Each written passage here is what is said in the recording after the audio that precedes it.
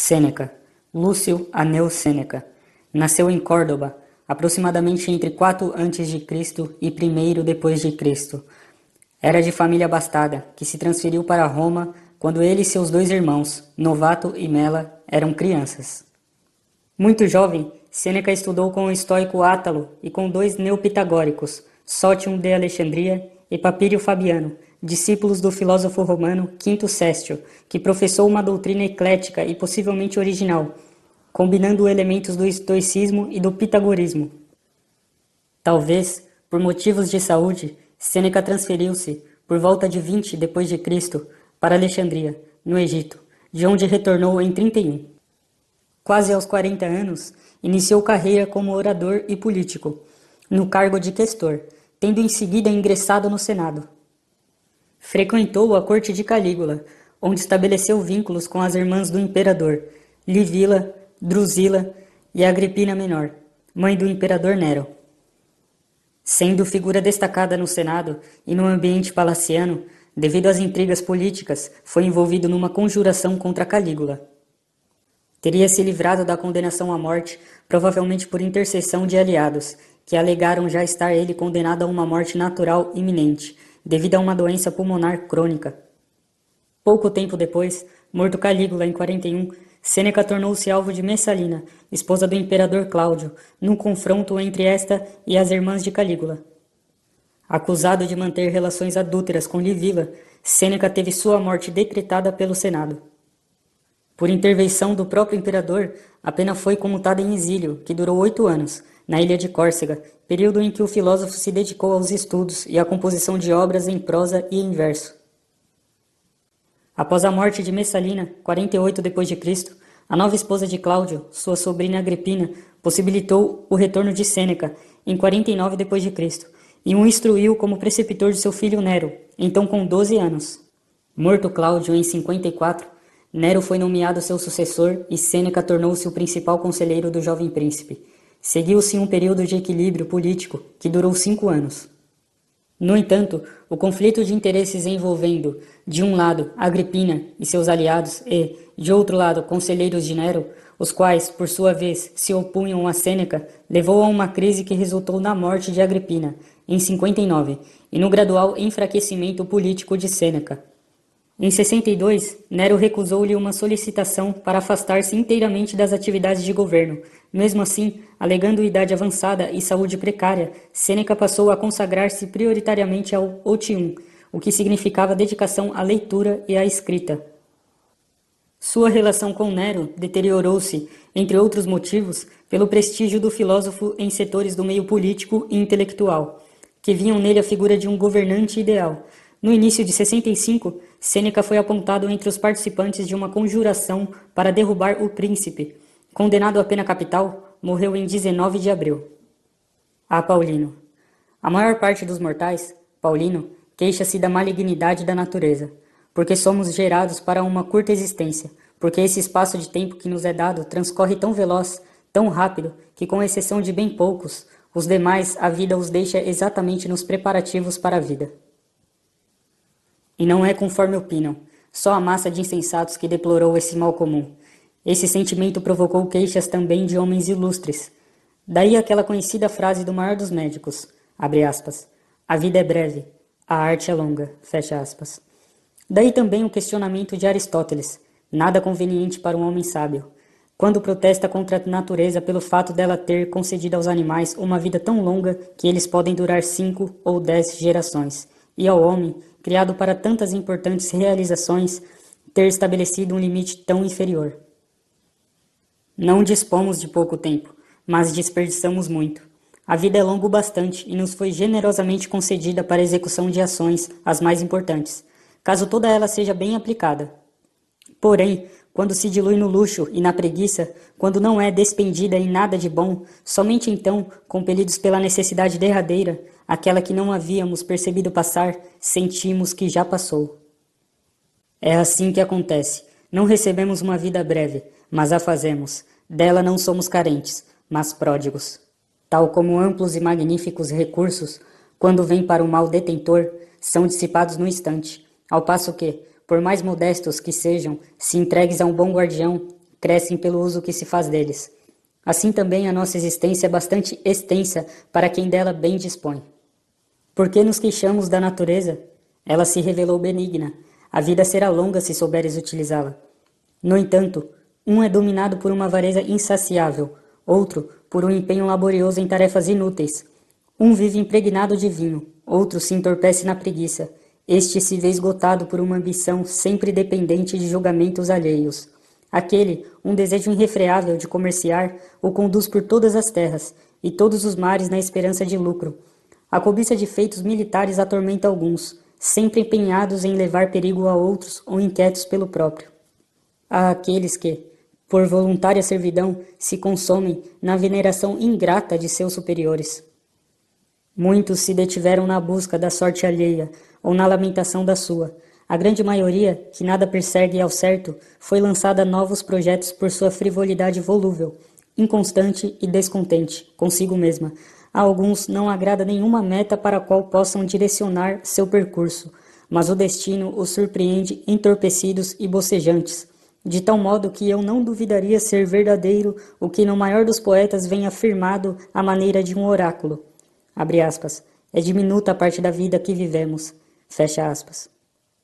Realmente, todo o período restante não é vida, e sim tempo. Por todo lado, suas imperfeições os encalçam e circundam e não permitem que se reergam ou que levantem os olhos para discernir a verdade, mas os retêm submersos e fixados nos desejos. Nunca lhes é possível voltar-se para si mesmos. Se alguma vez lhes advém casualmente algum repouso, agitam-se, tal como em alto mar, onde mesmo depois dos ventos subsiste a turbulência, e jamais se veem desocupados de seus desejos. Achas que eu falo desses cujos males são incontestáveis?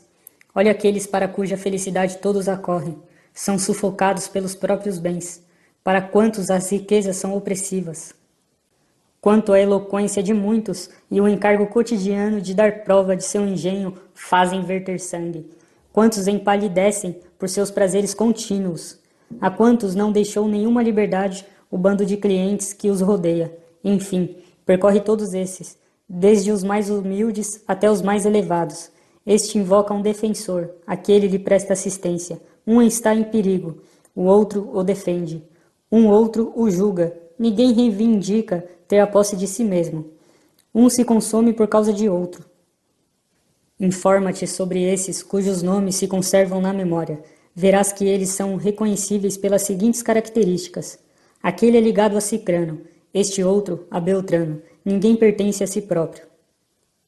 Então é uma insensatez completa a indignação de alguns. Eles se queixam do menosprezo dos que lhes são superiores, porque não tiveram tempo para eles quando desejavam encontrá-los. Ousa queixar-se da soberba do outro alguém que para si mesmo nunca tem tempo?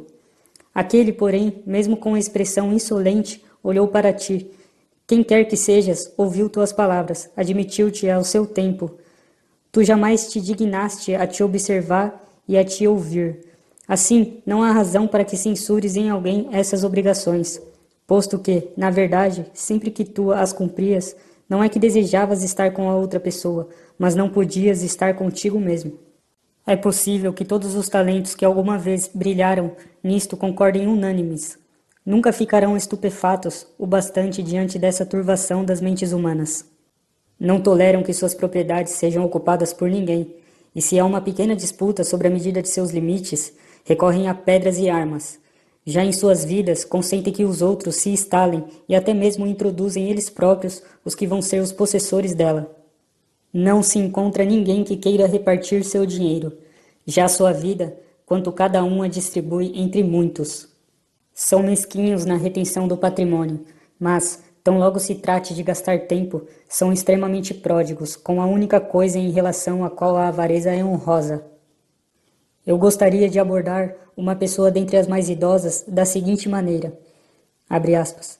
Vemos que tu chegaste a um estágio avançado da vida humana. Pesam-te nas costas 100 anos ou mais.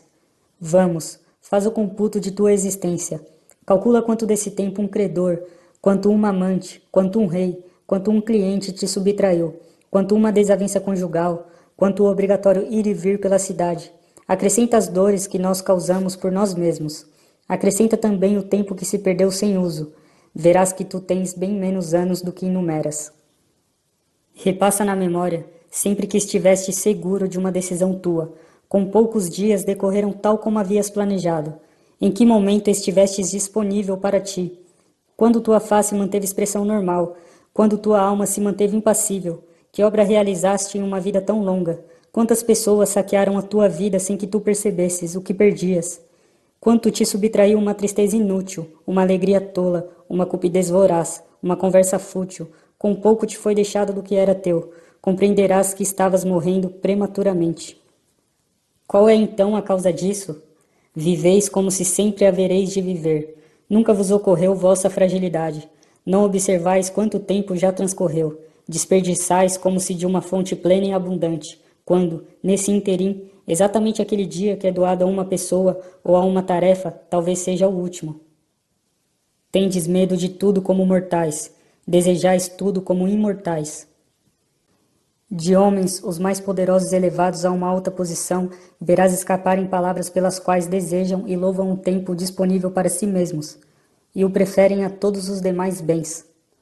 Por vezes desejam descer daquele Fausto, desde que se possa fazê-lo em segurança.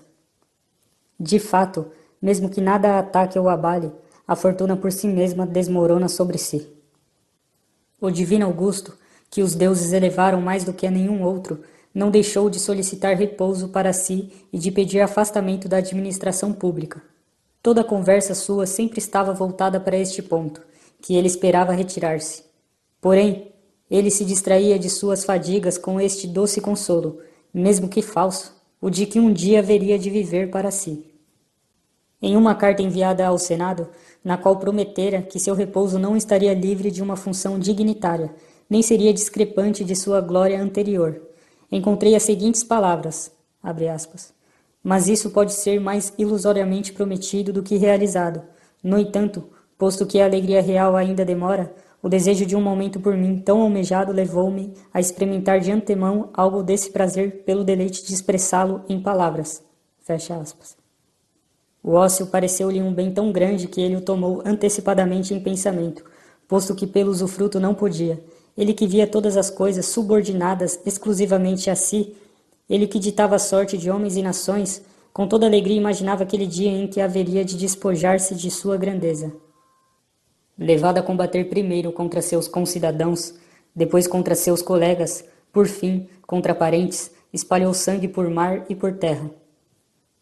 Depois de ter circulado em guerra pelas províncias da Macedônia, Sicília, Egito, Síria, Ásia Menor e por quase todas as regiões do Império, ele direcionou para as guerras externas os exércitos cansados do morticínio entre romanos.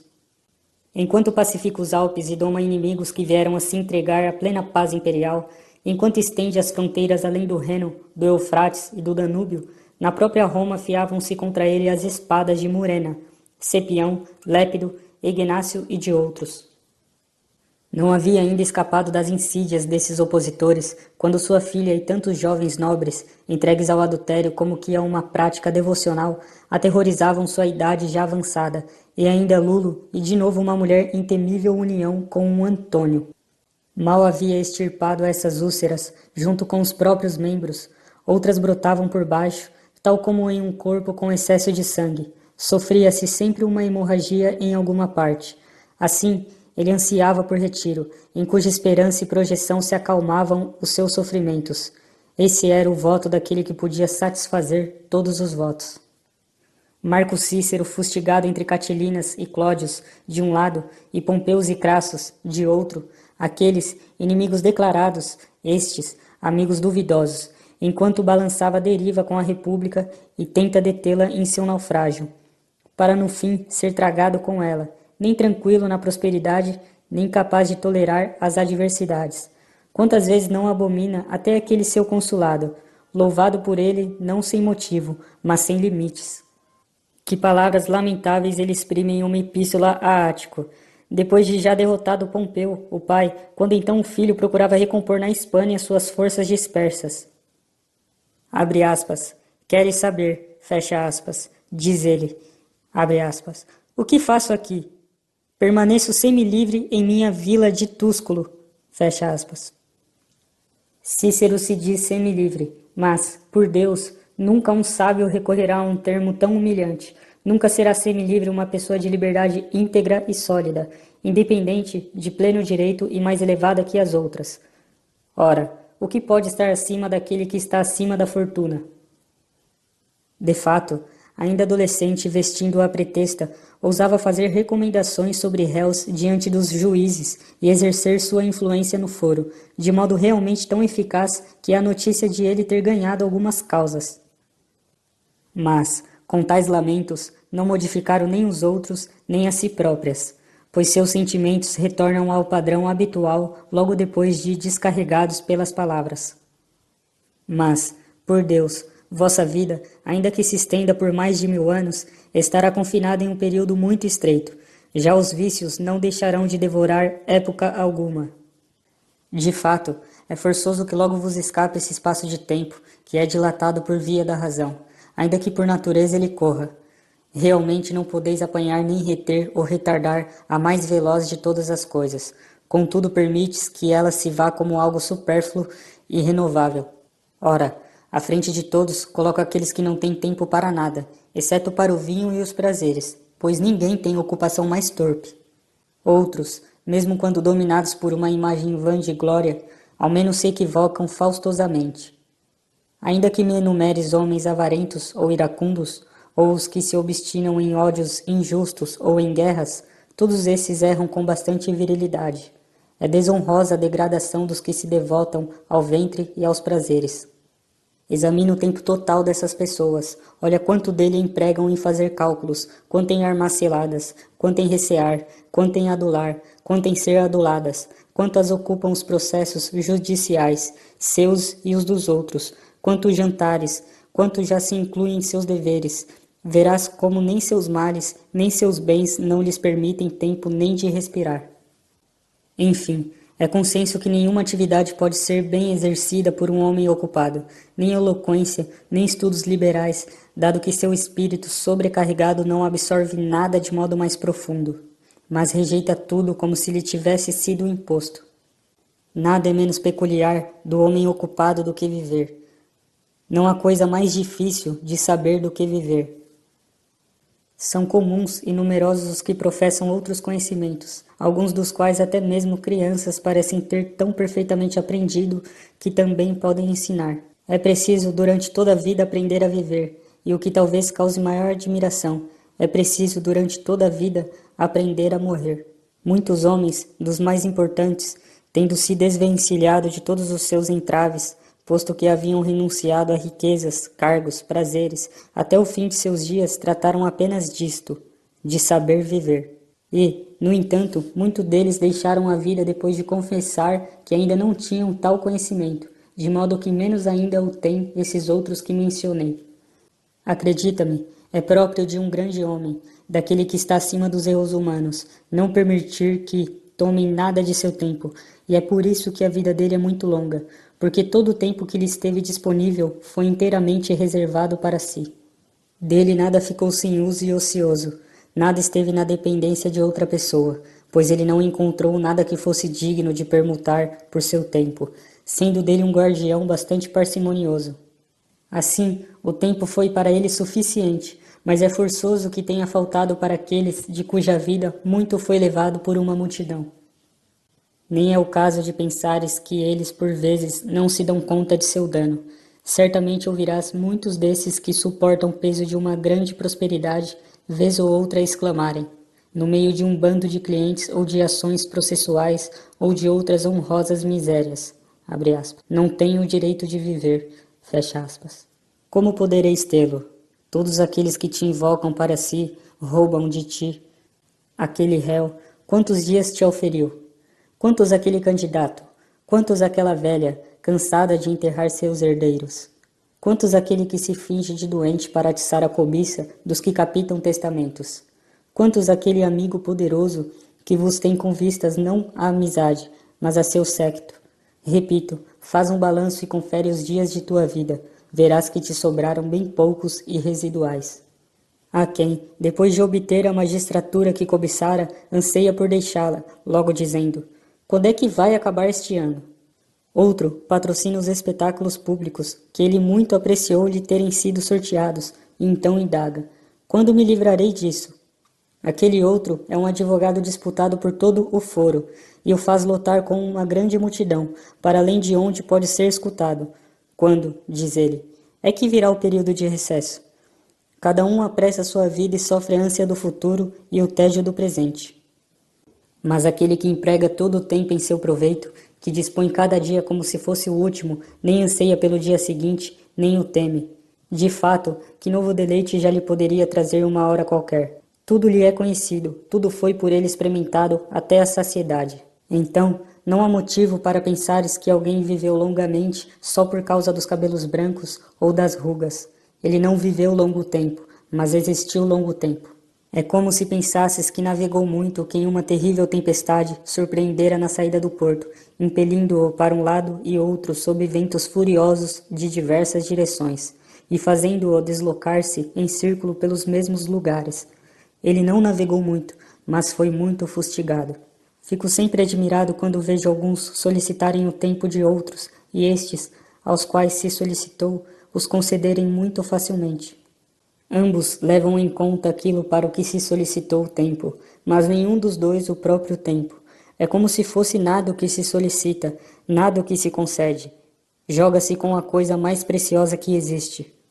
Engana-os, porém, o fato de tratar-se de algo incorpóreo, o fato de não ser aparente aos olhos, sendo-lhe por isso atribuído muito pouco valor, ou mesmo valor quase nulo.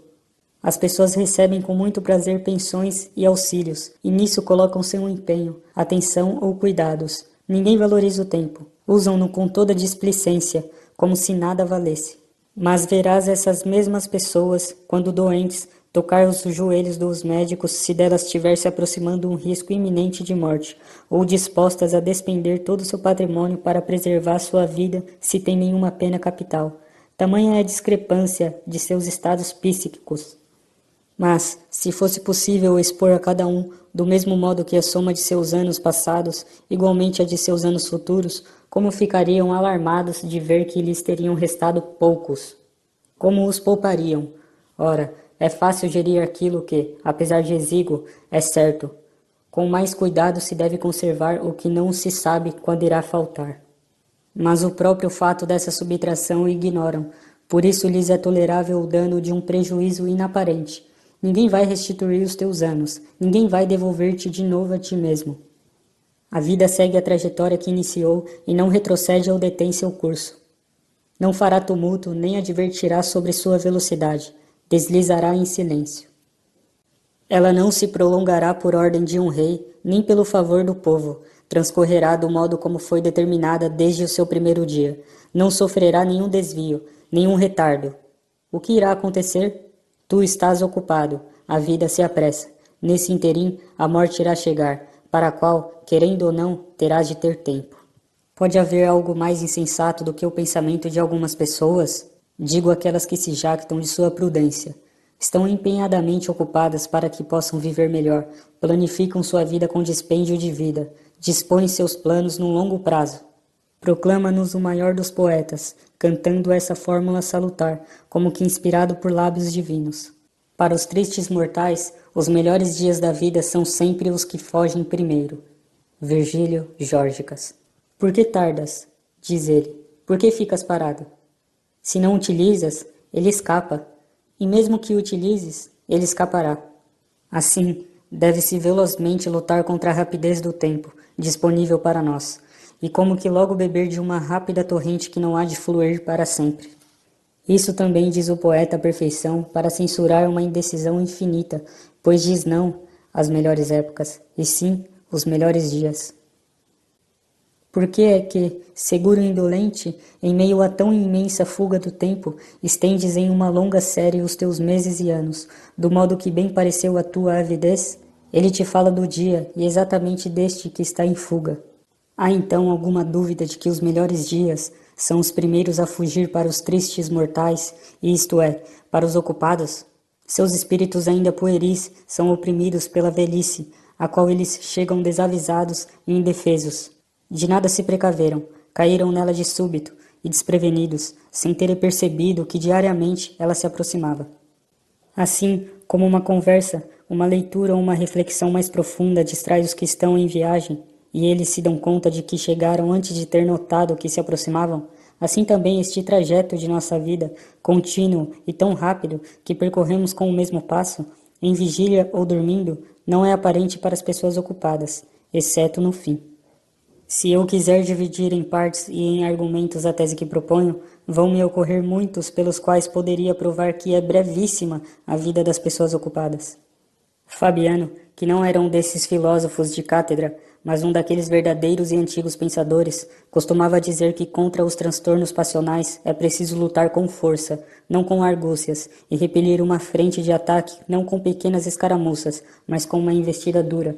Esses transtornos deveriam ser esmagados, não sofrer meras escoriações. No entanto, para que aquelas pessoas se repreendam o seu desatino, deve-se instruí-las, não simplesmente lamentá-las. Esse período, os ocupados o perdem, pois não lhes sobra tempo para examinar o passado, e se lhes sobrasse, seria desagradável a recordação de algo que lhes causaria arrependimento. Assim, a contragosto consideram o tempo mal gasto, nem ousam recordar os momentos cujos vícios, mesmo os que serpeavam sob o encanto de algum prazer momentâneo, se mostram pelo reexame. Ninguém voltará de bom grado seu olhar ao passado, exceto quem submete todos os seus atos à própria censura, que nunca se deixa enganar, quem avivamente muito cobiçou, desprezou com soberba, venceu com insolência, enganou com insídias, roubou por cupidez, prodigamente dissipou, é forçoso que tema a própria memória. Ora, essa é a parte sagrada e intocável de nosso tempo, posto acima de todos os reveses humanos, subtraída ao reino da fortuna, e quem nem a penúria, nem o medo, nem um ataque de doenças podem atingir. Ela não pode ser conturbada nem tirada, a posse dela é perpétua e sem receios. Somente um a um os dias se mostram presentes para nós e ainda fracionados em momentos.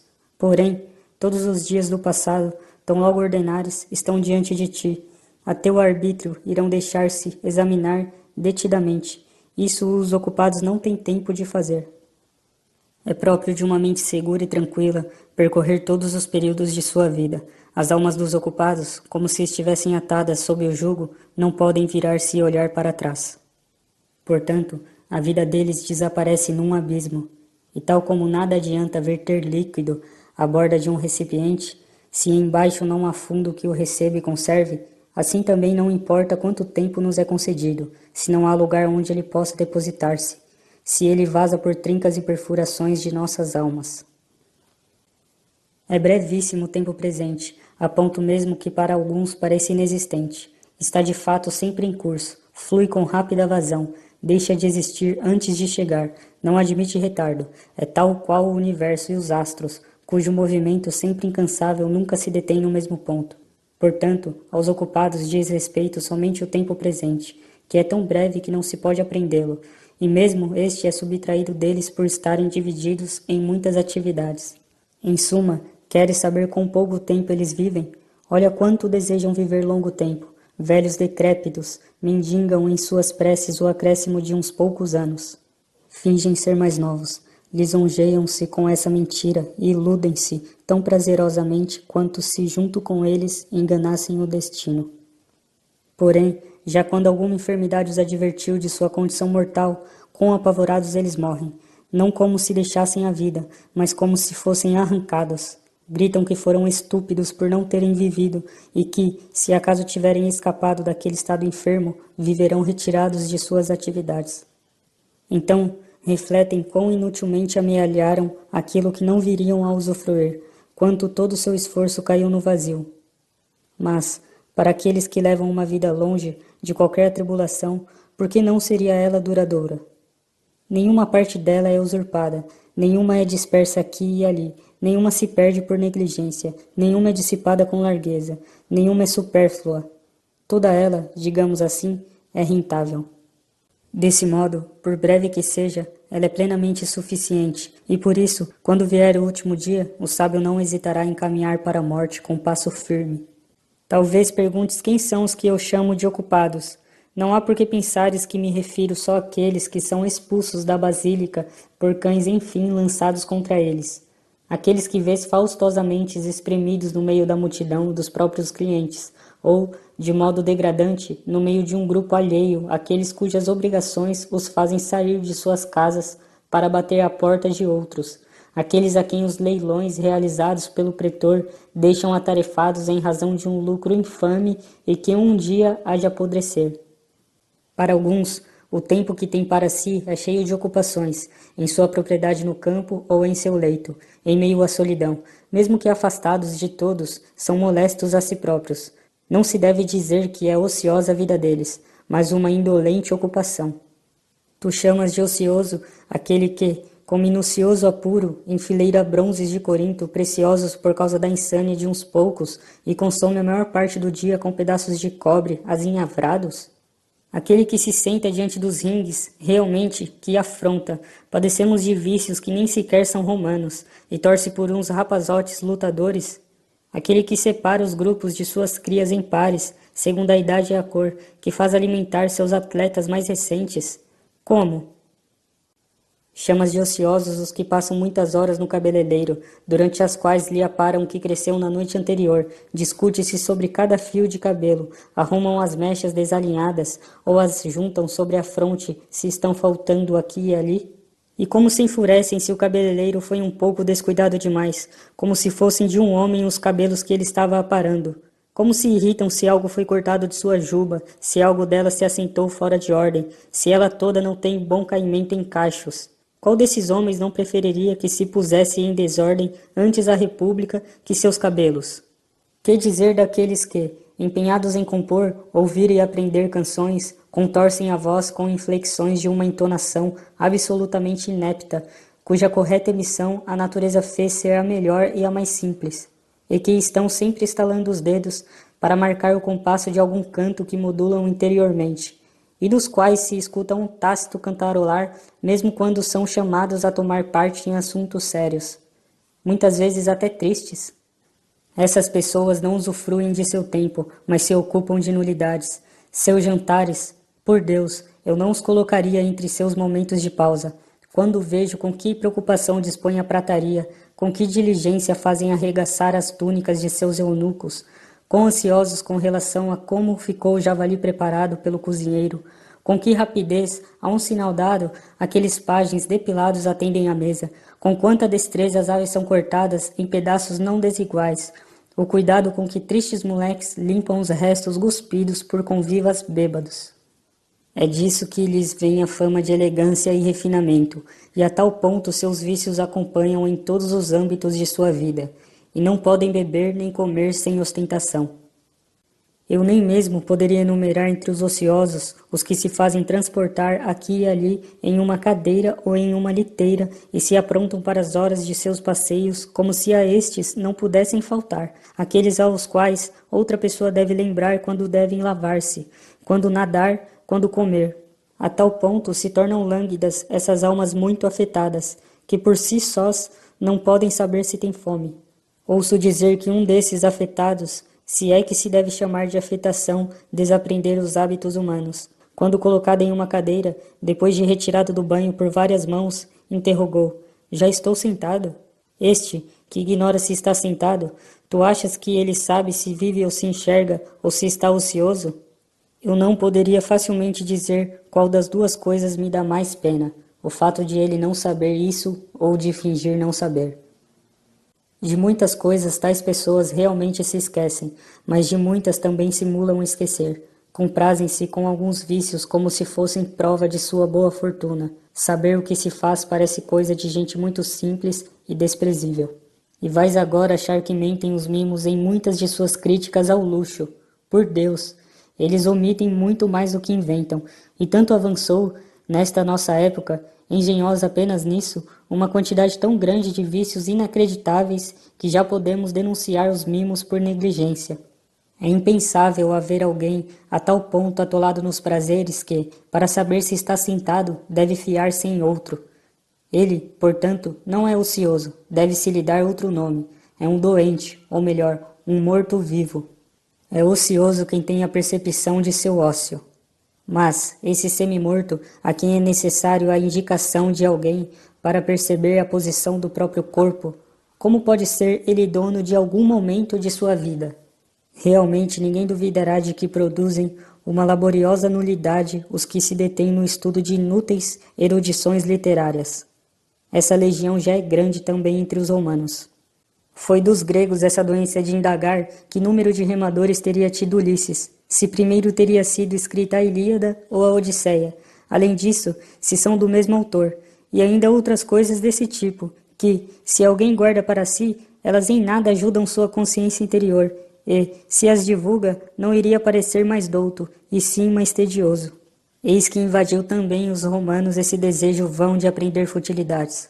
Nesses dias, ouvi alguém relatando quais ações teriam sido pela primeira vez realizadas por cada um dos comandantes romanos. A primeira batalha naval foi vencida por Duílio. O primeiro a ter exibido elefantes em um desfile triunfal foi Cúrio Dentato. Mas essas curiosidades, mesmo se não visam a verdadeira glória, ao menos giram em torno de exemplos de atos cívicos. Não é proveitoso tal conhecimento, no entanto, é capaz de nos deter pela fútil atração de seu conteúdo. Desculpemos aqueles que investigam também isto. Quem teria primeiro convencido os romanos a embarcar em um navio? Teria sido Cláudio, por isso mesmo cognominado Caudice, dado que, entre os antigos, se chamava Caudice a junção de várias taubas, de onde se dominam códices, as taubas legislativas, e ainda agora as embarcações que transportam provisões pelo Tibre são, desde antigo uso, chamadas de codicaria. É certo que possa ter interesse também o fato de que Valério Curvino foi quem primeiro venceu Messana, e o primeiro da família dos Valérios a ser chamado Messana por lhe ter sido transferido o nome da cidade vencida, e, com a gradual alteração da pronúncia popular, veio a ser chamado Messala. Poderás talvez permitir que alguém se ocupe também com o fato de Lúcio Sulla ter sido o primeiro a exibir no circo leões soltos, quando ao contrário eram exibidos acorrentados. Isso depois de o rei Boco ter-lhe enviado atiradores para batê-los? E é certo que se deveria revelar igualmente o seguinte: acaso diz respeito a algo de bom o fato de Pompeu ter sido o primeiro a apresentar no circo uma luta de 18 elefantes, tendo como oponentes homens indefesos, a imitação de um combate? Como principal cidadão e, segundo a fama, estando entre os antigos líderes de notável bondade, ele julgou um tipo de espetáculo digno de memória abater homens de uma nova maneira. Combate mortal? É pouco. Laceração? É pouco. Sejam esmagados sob uma massa imensa de animais. Era preferível que isso caísse no esquecimento, para que depois nenhum potentato viesse a aprender e a invejar ato tão desumano. Ah, quanto a seguir uma grande fortuna lança às nossas mentes. Ele então acreditou estar acima da natureza ao lançar um bando tão numeroso de infelizes a feras nascidas sob outros céus, ao atiçar uma guerra entre animais tão díspares, ao fazer derramar tanto sangue diante do povo romano, ele que em breve iria forçá-lo a verter ainda mais. Ele mesmo, porém, enganado depois pela perfídia alexandrina, entregou-se a um escravo ínfimo, cujo golpe o trespassou. Só então compreendeu a jactância fútil de seu cognome. Mas, para voltar ao ponto de onde me afastei e, ainda nesse campo, mostrar supérflua diligência de alguns, a mesma pessoa contava que, Metelo, depois da vitória sobre os cartagineses, na Sicília, durante seu triunfo foi o único de todos os romanos a ter conduzido à frente de seu carro 120 elefantes capturados, que Sulla foi o último dos romanos a ter ampliado o Pomério, o qual entre os antigos nunca foi costume ampliar após a anexação de um território provincial, mas apenas de um itálico. Saber isso, acaso seria mais útil do que saber que o Monte Aventino estaria fora do Pomério, como afirmava ele, por uma destas duas razões, ou porque a plebe teria se retirado para ali, ou porque, quando o remo realizou os auspícios naquele local, o voo das aves não teria sido favorável, e mais outros fatos incontáveis que ou são falsos ou parecem invenções? Ainda que concedas que falam de boa fé tudo isso, ainda que deem garantia do que escrevem, no entanto, essas informações diminuirão os erros de quem? Vão conter os desejos de quem? A quem farão mais corajoso? A quem mais justo? A quem mais generoso? O meu caro Fabiano dizia que às vezes duvidava se era melhor não se aplicar a estudo algum do que se envolver com os desse tipo. De todos os homens, só os que estão disponíveis para a sabedoria são os, abre aspas, ociosos, fecha aspas. Só eles vivem, pois não apenas de seu tempo de vida são bons guardiões, mas acrescentam a este toda a eternidade. Todos os anos que passaram antes deles foram-lhes creditados. Se não somos em absolutos ingratos, aqueles tão precários fundadores de doutrinas sagradas nasceram para nós, prepararam a vida para nós. Por um trabalho alheio, somos conduzidos até as mais belas ideias, tiradas das trevas para a luz. Nenhuma época nos está vetada, temos acesso a todas, e se por meio da magnitude da alma desejamos sair das estreitezas da debilidade humana, há um espaço enorme de tempo para percorrermos. É possível discutir com Sócrates, duvidar com Carníades, repousar com Epicuro, vencer com os estoicos a natureza humana, com os cínicos ultrapassá-la. Já que a natureza nos permite participar de qualquer época, por que não voltarmos por inteiro deste exíguo e cadente trânsito temporal para aqueles períodos que são imensos, que são eternos, que são compartilhados com mentes melhores? Esses que correm de um compromisso para outro, que inquietam tanto a si como os demais, depois de enlouquecer totalmente, depois de diariamente perambular pelas soleiras de todos, sem preterir nenhuma porta aberta, depois de fazer circular sua saudação interesseira por residências em locais os mais diversos, com pouca gente eles poderão ver de uma cidade tão imensa e enredada em variados desejos. Quantos haverá cujo sono ou desregramento ou grosseria irá barrá-los? Quantos haverá que, depois de longa e torturante espera, passarão por ele simulando pressa? Quantos evitarão aparecer no átrio repleto de clientes e escaparão por passagens secretas de sua casa, como se fosse menos grosseiro driblar do que não receber? Quantos, sonolentos e pesados pela farra da véspera, num bocejo de extrema arrogância, mal relaxando os lábios, repetirão o nome que lhes fora 1000 vezes sussurrado, daqueles coitados que interromperam o próprio sono para esperar o de outro? Podemos dizer que se aplicam a obrigações verdadeiras aqueles que em sua intimidade vão querer estar diariamente com Zenão, com Pitágoras, com Demócrito e com os outros mestres de sabedoria, com Aristóteles e Teofrasto. Nenhum desses vai deixar de estar disponível, nenhum vai despedir quem vier a ele sem torná-lo mais feliz e mais afeiçoado a si. Nenhum vai permitir que alguém se despeça dele com as mãos vazias. Podem ser encontrados de noite ou de dia por todos os mortais. Levarás deles tudo o que quiseres. Deles não dependerá que lhes tires o máximo que possas conter. Que felicidade, que bela velhice aguarda quem se juntou à clientela deles. Terá com quem refletir sobre questões desde as menos até as mais importantes, a quem consultar diariamente sobre si próprio, de quem ouvir a verdade sem ofensa, elogio sem adulação. Terá exemplos a cuja semelhança moldar-se. Costumamos dizer que não estava em nosso poder determinar o país que nos caberia, dados a nós pelo acaso, mas nos é possível nascer por nosso arbítrio. Existem as famílias das mais renomadas mentes, elege ao qual desejas agregar-te. Receberás não só seu nome, mas até seus bens, que não deverão ser guardados com mesquinhez e egoísmo. Quanto mais os compartilhares, maiores se tornarão. Esses pensadores é que te darão uma via para a eternidade e te levarão até aquele plano do qual ninguém decai. Esse é o único meio de prolongar a condição mortal e até mesmo de convertê-la em imortalidade. Honras, monumentos, tudo o que por decretos a ambição impôs ou por seus esforços erigiu é logo destruído. Nada uma velhice prolongada deixa sem demolir e remover. Mas ela não pode causar dano àquilo a que a sabedoria consagrou. Nenhum lapso temporal poderá aboli-lo nem diminuí-lo. A época seguinte e a que sempre virá mais adiante contribuirão para venerá-lo, pois que de fato a inveja frequenta o que lhe está próximo, e de modo mais franco admiramos o que está situado longe. Portanto, a vida do sábio é bastante extensa. Não há para ele o mesmo limite que para os outros. Só ele está liberado das leis do gênero humano. Todos os séculos estão submetidos a ele, tal como a um Deus. Transcorreu certo tempo. Ele o abarca na memória. Está em curso. Ele o utiliza. Está por vir. Ele o anteve. O que torna longa sua vida é a concentração de todos os tempos em um único. Brevíssima e demasiado angustiosa é a vida daqueles que se esquecem do passado, negligenciam o presente e temem o futuro. Quando chegam a seus momentos derradeiros, tardiamente compreendem, os infelizes, que por tão longo tempo estiveram ocupados em não fazer nada. Não há motivo para julgar que eles levam uma longa existência, com base no argumento de que muitas vezes invocam a morte. Atormenta-os a ignorância sobre suas emoções instáveis e que incidem exatamente sobre aquilo que lhes causa medo. É por isso que com frequência anseiam pela morte, porque a temem.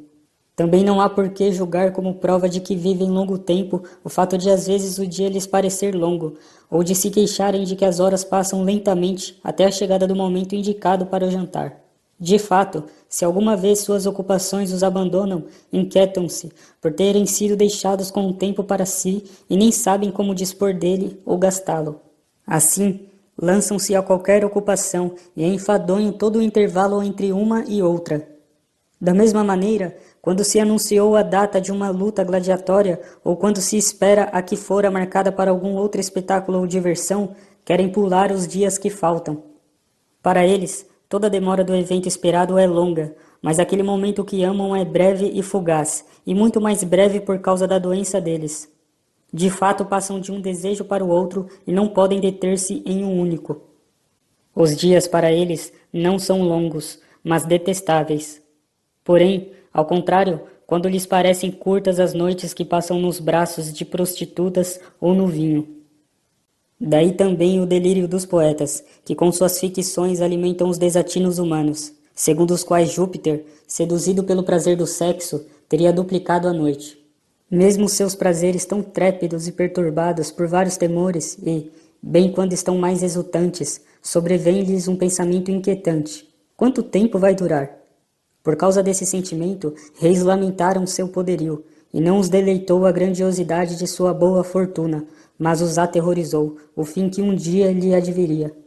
Ao estender seu exército ao longo de vastas campinas, sem poder perceber seu número, mas só sua dimensão, o mais insolente dos reis persas derramou lágrimas porque em 100 anos ninguém restaria daquela tão numerosa massa de jovens. E por que é que são receosas também suas alegrias?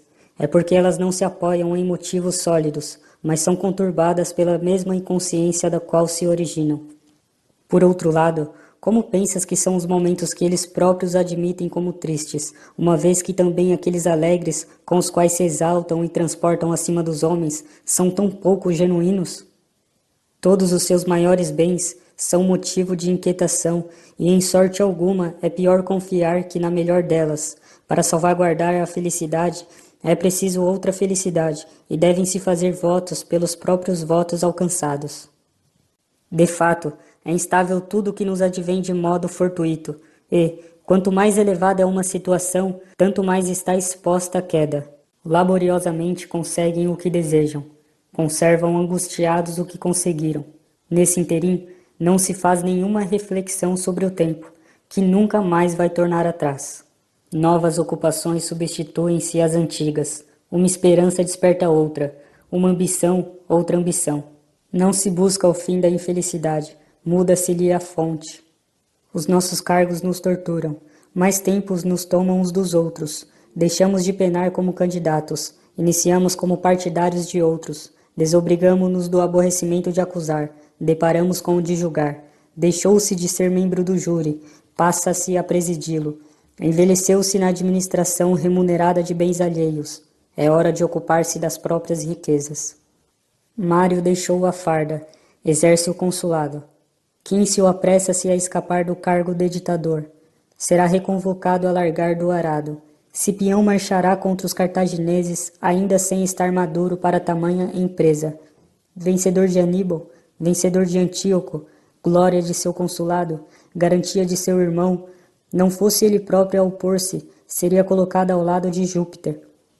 Salvador da pátria, as lutas civis o perseguirão, e, depois de desprezar, quando jovem, honras iguais a dos deuses, quando velho terá prazer em ambicionar um exílio altivo. Para inquietudes, nunca faltarão motivos, ou felizes ou tristes. A vida irá se arrastar entre as ocupações. O tempo para si nunca será uma realidade, mas sempre um desejo. Separa-te então do vulgo, meu caricíssimo Paulino. e depois de uma travessia agitada, não proporcional a teus anos, retira-te enfim para um porto bem tranquilo. Pensa quantas vagas afrontaste, quantas tempestades, de um lado, suportastes na vida privada, quantas, de outro, provocaste contra ti na vida pública. Já bastante se mostrou o teu valor por provas laboriosas e turbulentas. Experimenta o que ele pode realizar no ócio. A maior parte de tua vida, certamente a melhor, foi destinada à vida pública. Toma um pouco do teu tempo para ti. Não te chamo para um repouso estéril ou inerte, não para que no sono e nos prazeres caros à turba mergulhes toda a índole vigorosa que há em ti. Isso não é repousar. Encontrarás atividades mais importantes do que todas as que até agora diligentemente exerceste, as quais empreenderás retirado e tranquilo. Tu realmente administras os recursos do orbe romano com o mesmo respeito que os alheios, com o mesmo zelo que os teus, com o mesmo escrúpulo que os do Estado. Consegues estima em um cargo que é difícil evitar o ódio. No entanto, acredita-me, mais vale saber gerenciar a própria vida do que os celeiros estatais. Esse teu ânimo vigoroso, plenamente capaz das mais altas realizações, resgata-o desse ofício sem dúvida honroso, mas pouco adequado a uma vida feliz, e reflete que tu não te empenhaste desde a primeira infância no estudo das artes liberais para que te fossem confiados milhares de toneladas de grãos. Deras promessas de algo maior e mais elevado. Ademais, não faltarão homens de integridade comprovada e de laborioso empenho. São bem mais aptos para o transporte de cargas os lerdos jumentos do que os cavalos de raça. Quem alguma vez oprimiu com um fardo pesado a agilidade de um puro sangue? Reflete, além disso, sobre quanta preocupação envolve pôr-te à frente de tamanho encargo, lidas com um ventre humano. O povo esfomeado não aceita razões, nem se acalma com o que é justo, nem se dobra por nenhum apelo. Bem recentemente, poucos dias depois que morreu Caio César, sofrendo profundo desagrado, se é que nos infernos os mortos têm algum sentimento, por ver que, sobrevivendo-lhe o povo romano, restavam-lhe provisões para pelo menos 7 ou 8 dias. Ele que então estendia pontes de navios em fila e se divertia com as reservas do império. Apresentava-se o pior dos males diante de nós, do mesmo modo que se estivéssemos sitiados, a escassez de alimentos. A imitação de um rei ensandecido, estrangeiro e desgraçadamente arrogante custou-nos quase o aniquilamento e a fome, e, o que se segue à fome, um colapso total. Que disposição de ânimo tiveram então aqueles que haviam sido encarregados de cuidar do abastecimento público de grãos, tendo de enfrentar pedras, ferro, incêndios e, Caio César, com absoluta dissimulação, encobriam tão grande mal ocultado nas vísceras do Estado, e evidentemente com razão, pois alguns males devem ser tratados, mantendo-se desinformados os doentes. Muitos morreram por conhecer sua doença. Retira-te para essas ocupações mais tranquilas, mais seguras e maiores.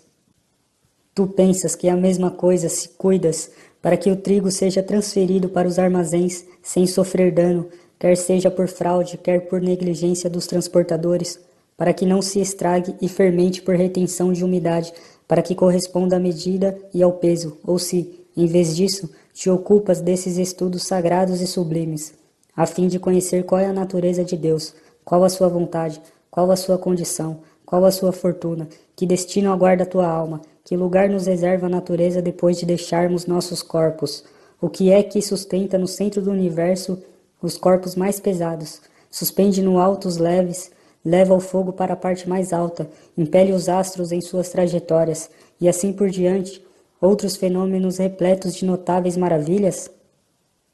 Queres tu deixar o chão para trás e contemplar pela mente essas coisas? Agora, enquanto o sangue está aquecido, os que têm vigor devem avançar para propósitos melhores. Aguarda-te, nesse modo de vida, grande número de belos conhecimentos, o amor e a prática das virtudes, o esquecimento dos desejos, o saber viver, um estado de profunda paz. É triste realmente a condição de todas as pessoas ocupadas. No entanto, a mais triste é daqueles que sofrem não pelas próprias ocupações, que dormem conforme o sono alheio, andam pelo passo alheio, amam e odeiam mediante ordens, sentimentos os mais livres de todos. Estes, Se quiserem saber quanto é breve a própria vida, pensem que pequena parte é de fato sua. Assim, quando vires alguém portando, já com frequência, a toga pretexta, ou um nome celebrizado no foro, não invejes. Essas coisas se adquirem com prejuízo da vida. Para que um só ano seja datado pelo nome deles, irão consumir todos os seus anos. A uns, antes que lutassem pelo cume da ambição, a vida abandonou nos répitos preliminares. A outros, depois de haverem conquistado, por 1000 desonras, o remate das honras, sobreveio-lhe o triste pensamento de terem se fastigado por uma inscrição no sepulcro. De alguns, sua avançada velhice, como se fosse a juventude, ao se dispor a novas esperanças, sucumbiu inválida em meio a grandes e insaciáveis esforços. Que feio é para alguém, já idoso, perder o fôlego no tribunal, em defesa de litigantes totalmente desconhecidos, enquanto faz a peroração e tenta captar expressões de assentimento de um público inepto. Que degradante é para alguém, cansado mais de viver do que de trabalhar, desfalecer no meio de seus compromissos. Que degradante é morrer durante a análise do livro de contas, sob o sorriso de um herdeiro, mantido em longa espera. Não posso omitir um exemplo que me ocorre. Sestio Turânio foi um ancião de comprovada diligência, que, depois dos 90 anos, tendo recebido de Caio César, sem solicitação, a dispensa de seu cargo administrativo, mandou que o pusessem no leito e que sua família em torno dele o pranteasse como a um morto. A casa lastimava o retiro inativo de seu velho senhor e não pôs fim ao luto antes que o trabalho lhe fosse restituído. Acaso é tão prazeroso morrer ocupado? Muitas pessoas apresentam esse mesmo estado de ânimo. Seu desejo de trabalho tem duração maior que sua capacidade. Nesse meio tempo, enquanto se deixam rapinar e rapinam, enquanto interrompem o repouso uns dos outros, enquanto se fazem mutuamente infelizes, a vida é sem frutos, sem prazer, sem nenhum proveito para a alma. Ninguém tem a morte diante dos olhos, todos estendem longe as esperanças. Alguns até mesmo dispõem as coisas para depois de sua vida, sepulcros grandiosos, dedicatórias em obras públicas, oferecimento de jogos, enterros de glória. O certo é que os funerais dessas pessoas, como se tivessem vivido muito pouco, deveriam ser conduzidos sob fachos e círios. Sobre a firmeza do sábio. A Sereno.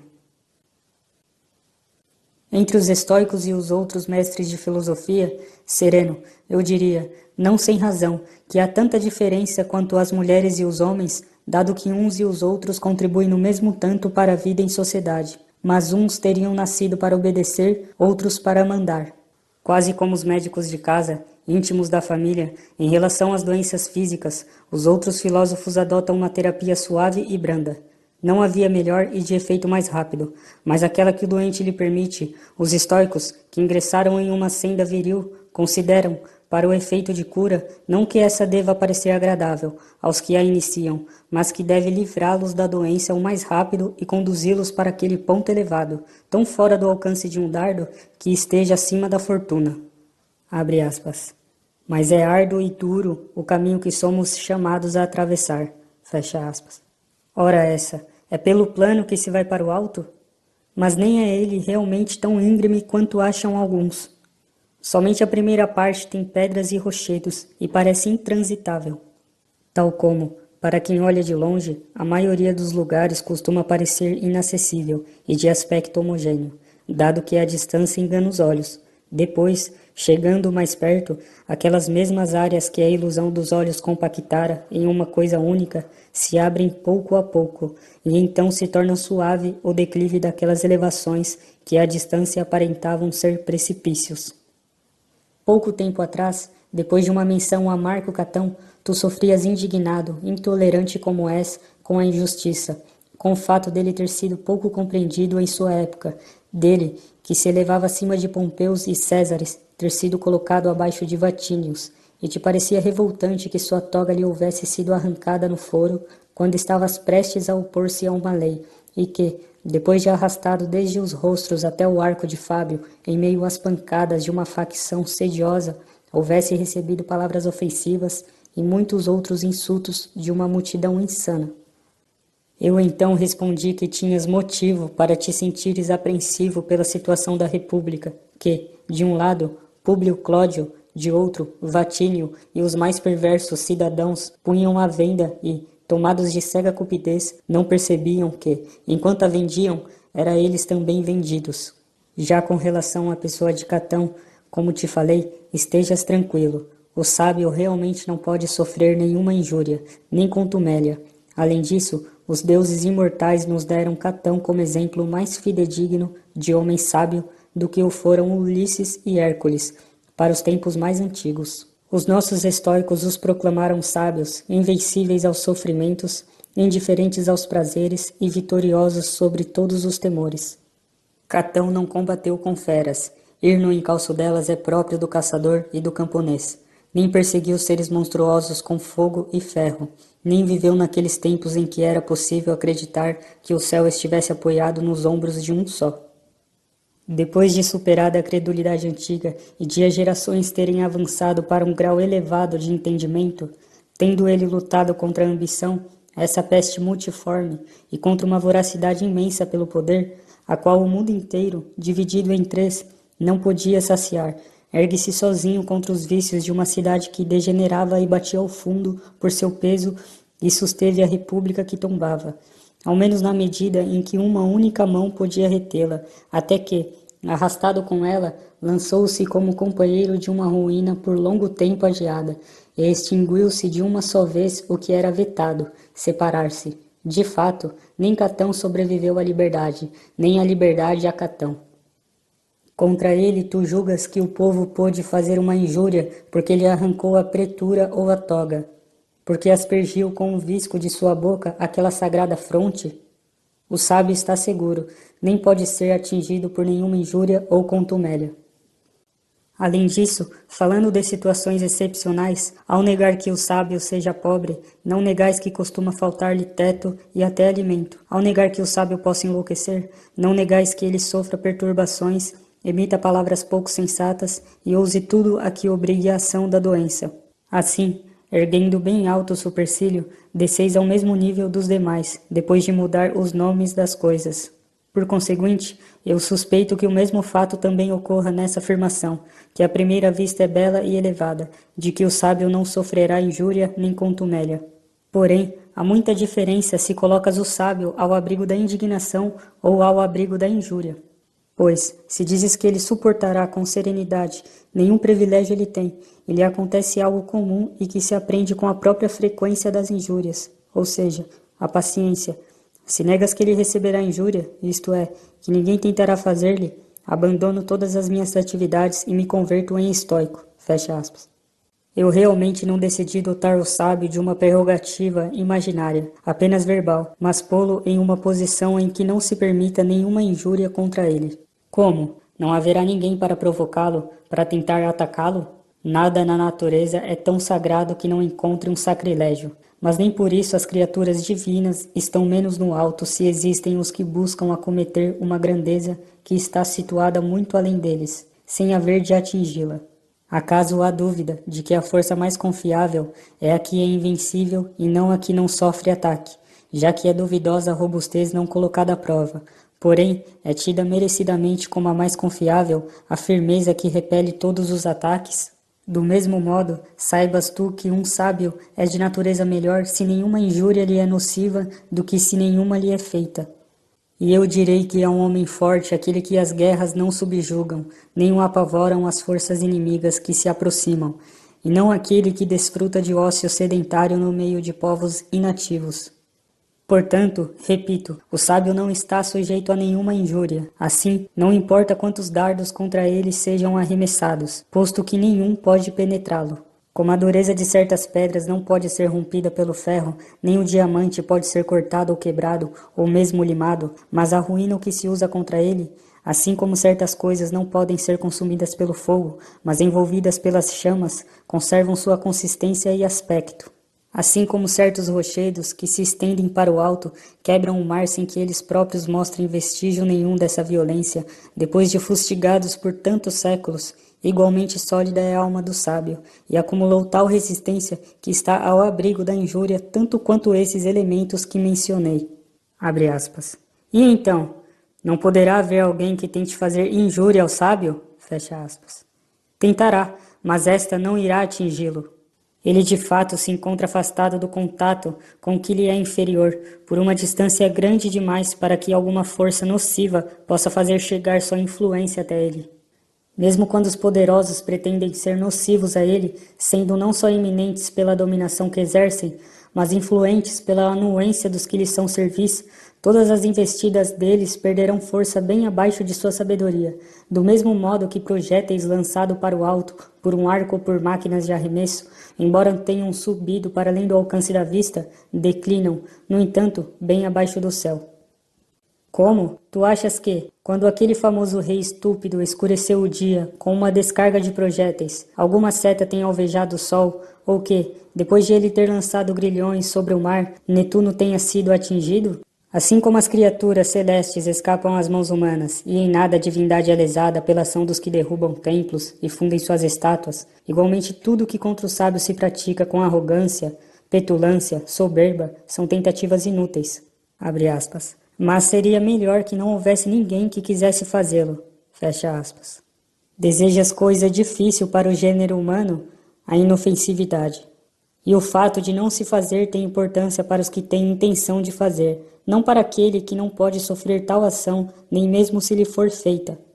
Ao contrário, talvez a tranquilidade em meio às provações exponha mais ainda o vigor da sabedoria. Tal como a maior prova de um general potente em armas e homens é sua segurança prudente no território dos inimigos. Separemos, sereno, se te parece adequado a injúria e a contumélia. A primeira é por natureza mais grave, esta outra mais leve, e grave apenas para os melindrosos, pela qual as pessoas não sofrem dano, mas ofensa. Porém, tão grandes são a degradação e a futilidade das mentes que alguns julgam que nada é mais penoso.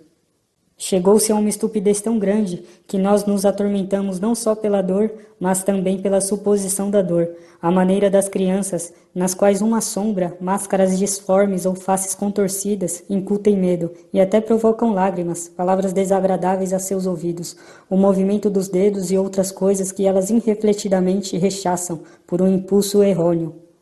A injúria tem o seguinte propósito: fazer o mal a alguém. A sabedoria, contudo, não deixa lugar para o mal. Para ela, o único mal é a torpeza, que não pode entrar ali onde já se encontram a virtude e a honradez. Portanto, se não existe injúria sem o mal, e não existe o mal se não há torpeza, nem a torpeza pode atingir o que está imbuído de honradez. A injúria não atinge o sábio. De fato, se a injúria consiste em sofrer algum mal, mas o sábio não sofre mal algum, nenhuma injúria recai sobre ele. Toda injúria é um rebaixamento daquele contra quem ela se lança. Nem pode alguém receber uma injúria sem algum dano, seja de sua dignidade, seja de seu corpo ou de coisas situadas fora de nós. O sábio, entretanto, nada pode perder. Tudo ele preservou em si mesmo, nada confiou à fortuna, mantém seus bens em segurança, contente com sua virtude, que não carece dos dons da fortuna, e por isso não pode sofrer nem acréscimo nem diminuição. Com efeito, o que se expandiu até o ápice não tem espaço para incremento, e nada a fortuna retira além daquilo que deu. Ora, ela não dá a virtude, por isso não a subtrai. A virtude é livre, inviolável, firme, inabalável, de tal modo endurecida contra as desaventuras, que nem mesmo pode ser curvada e menos ainda vencida. Em face de apetrechos de terror, mantém os olhos firmes, nada muda em seu rosto, a despeito de lhe ser exibida uma realidade penosa ou favorável. Assim, não perderá nada do que ele verá como perecível. Está realmente de posse só da virtude, da qual não pode ser nunca destituído, das demais coisas faz uso temporário. Ora, quem se abala pela perda de um bem alheio? E se a injúria nada pode lesar desses bens que são próprios do sábio, porque, estando salva a virtude, salvos estão seus bens. Ao sábio não se pode fazer injúria. Demétrio, cognominado Poliorceta, havia tomado Mégara. O filósofo Estilbão, interrogado por ele se havia sofrido alguma perda, respondeu, abre aspas, nenhuma, tudo o que é meu, tenho comigo, fecha aspas.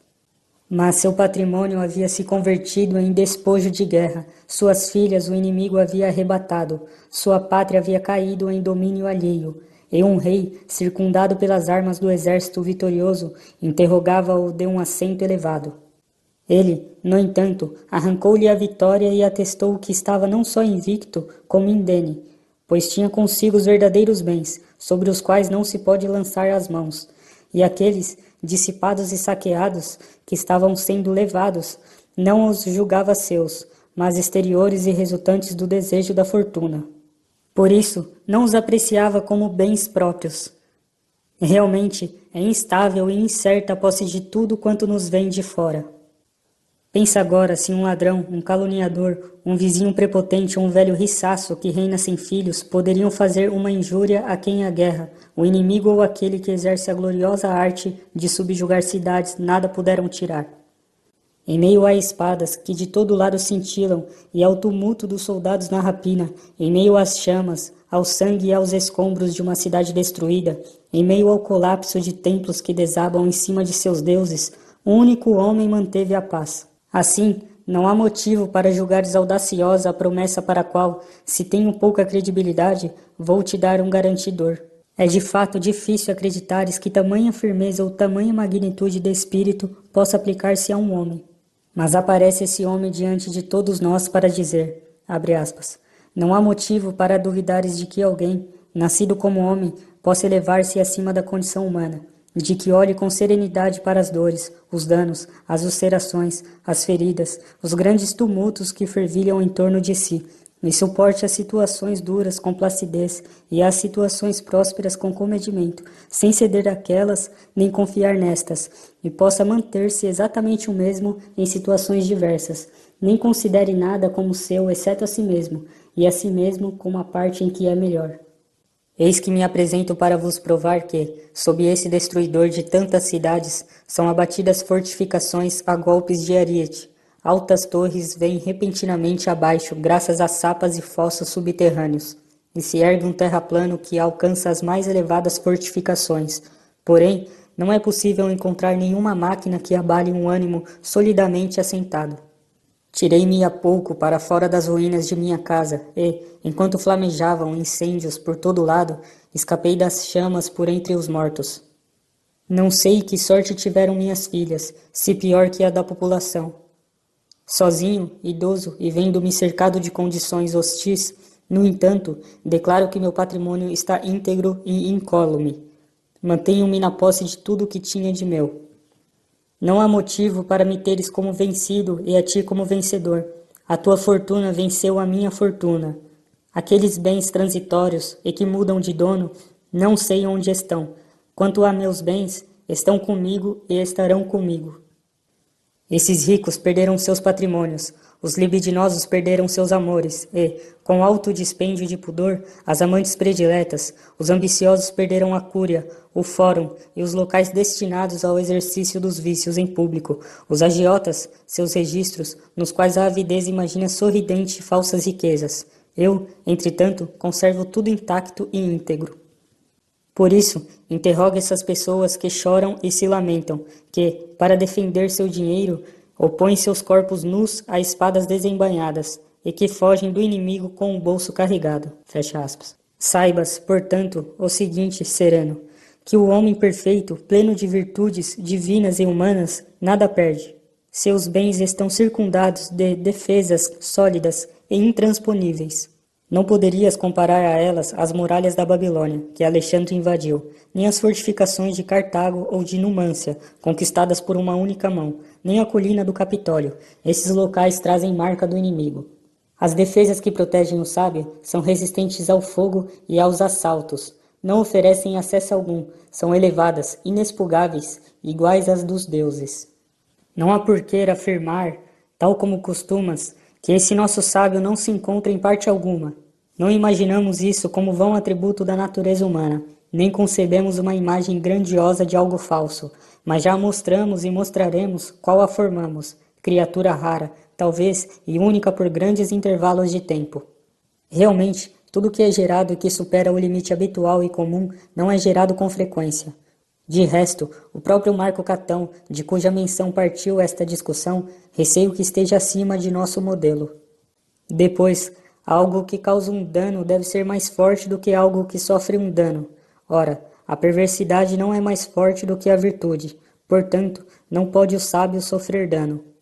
A injúria contra os bons é intentada somente pelos maus. Os bons mantêm a paz entre si. os maus são tão perniciosos para os bons quanto entre si. Mas, se só o mais fraco pode sofrer dano, e, além do mais, o mal é mais fraco que o bom, e os bons não devem temer injúria, a não ser de quem é diferente deles. A injúria não atinge um homem sábio. Sem dúvida, já não é preciso lembrá-lo de que ninguém é bom senão o sábio. Alguém diz, abre aspas, se Sócrates foi injustamente condenado, ele sofreu injúria, fecha aspas. Neste ponto, convém entendermos que pode acontecer de alguém me fazer injúria e eu não recebê-la. É como se alguém roubasse uma coisa de minha casa no campo e a deixasse em minha casa na cidade. Ele teria praticado um furto, eu nada teria perdido. Alguém pode tornar-se culpado, embora não tenha cometido um ato culpável. Se um homem se deitar com sua esposa como se fosse a de outro, será um adúltero, embora ela não seja adúltera. Alguém me deu veneno, mas este perdeu sua virulência ao misturar-se com a comida. Ele, ao dar o veneno, implicou-se em um crime, mesmo se não causou mal. Não é menos criminoso aquele cujo punhal foi detido pela resistência da roupa. Todos os crimes se consumam o suficiente para haver culpa antes mesmo de efetuado o ato. Alguns atos são de tal condição e estão vinculados segundo uma relação tal que um pode ocorrer sem o outro, mas não vice-versa. Tentarei tornar evidente o que digo. Posso mover os pés sem correr, não posso correr sem mover os pés. Posso não nadar mesmo estando na água. Se estou nadando, não posso estar na água. Tem essa condição também aquilo de que estamos tratando. Se sofri uma injúria, é necessário que ela tenha sido feita. Se foi feita, muitas coisas podem de fato acontecer que afastem a injúria, tal como algum caso pode abaixar a mão que se dispunha a agredir e desviar dardos arremessados. De igual maneira, alguma coisa pode repelir quaisquer injúrias e interceptá-las a meio caminho, de modo que, mesmo tendo sido feitas, não sejam recebidas.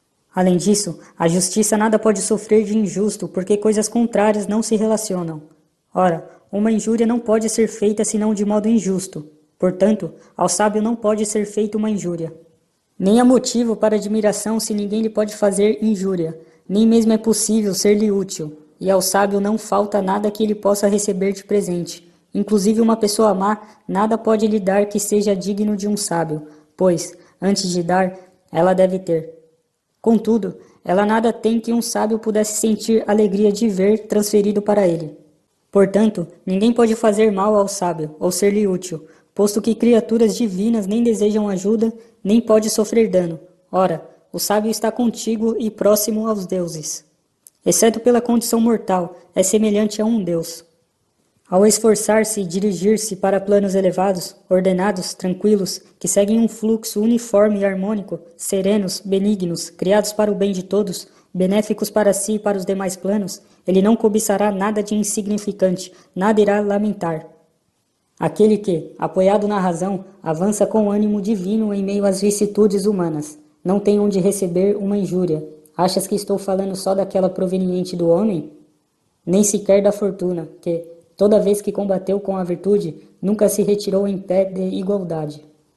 Se com um ânimo sereno e plácido recebemos o mais intenso suplício, mais além do qual uma legislação enfurecida e mandatários os mais cruéis nada tem com que nos possam ameaçar, no qual a fortuna esgota seu poder, e se sabemos que a morte não é um mal, e por isso nem mesmo a injúria, muito mais facilmente toleraremos outras vicissitudes, danos e sofrimentos, humilhações, desterros, lutos, separações, coisas que não abatem o sábio, mesmo se o acometessem todas juntas.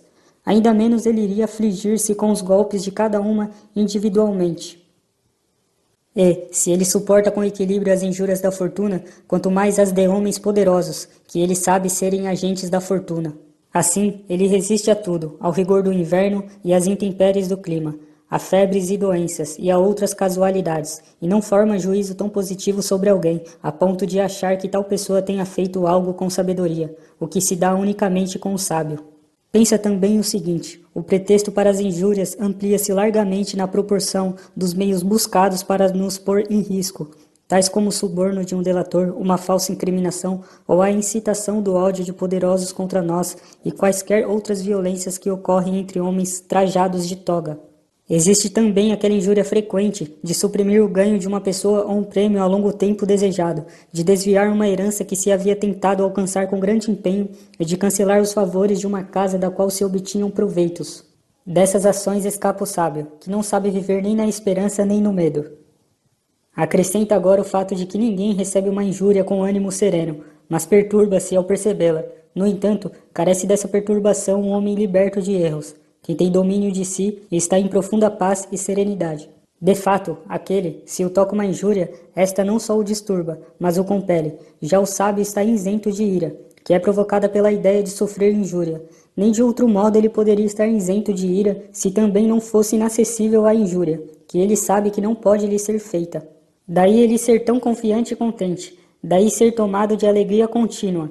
Porém, de tal modo ele não se abala diante de ataques vindos de situações e de pessoas que a própria injúria lhe é de utilidade, pelo qual ele se põe à prova e experimenta sua virtude.